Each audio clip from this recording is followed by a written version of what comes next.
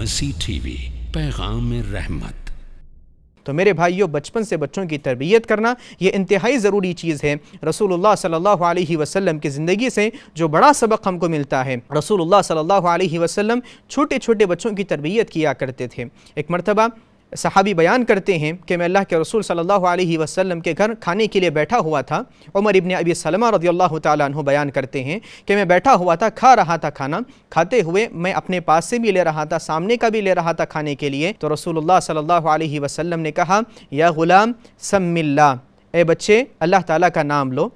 खाने का अदब ये है, खाने के अखलाक ये हैं कि अल्लाह रब्बुल आलमीन का नाम लो और अपने सामने का खाना खाओ।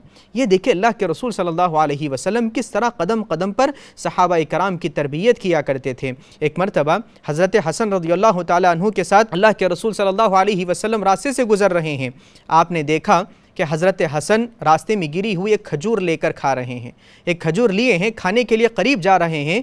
तो रसूलुल्लाह सल्लल्लाहु अलैहि वसल्लम ने उनसे कहा, ए हसन, क्या तुम्हें नहीं मालूम कि सदका हमारे लिए जायज़ नहीं है, सदका मेरे घराने के लिए जायज़ नहीं है, क्या तुम ये बात नहीं समझते? तो हज़रत हसन रज़ियल्लाहु ताला अन्हु ने उसको फेंक दिया। इस तरह बच्चों की तरबियत करनी चाहिए। हज़रत अनस रज़ियल्लाहु ताला अन्हु की देखे अल्लाह के रसूल सल्लल्लाहु अलैहि वसल्लम ने तरबियत कैसे की।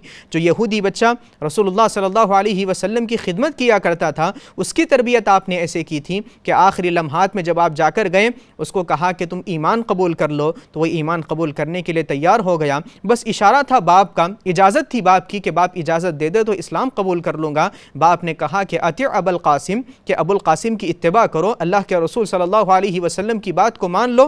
तो उसने कलीमा पढ़ लिया। तो देखिए तरबियत करना इंतहाई ज़रूरी है। अगर बच्चों की बचपन से हम तरबियत करेंगे तभी जाकर अच्छे तनावर दरख्त हमको वो मिलेंगे, अच्छे मीठे फल हमको उनसे हासिल होंगे। अगर हमने उनकी तरबियत में कोताही की तो यकीनन ये आज जो हमको कड़वा बीज हम बोएंगे तो यकीनन आगे जाने के बाद कड़वा फल ही हमको मिलेगा। इस बात का ख्याल हमको करना चाहिए।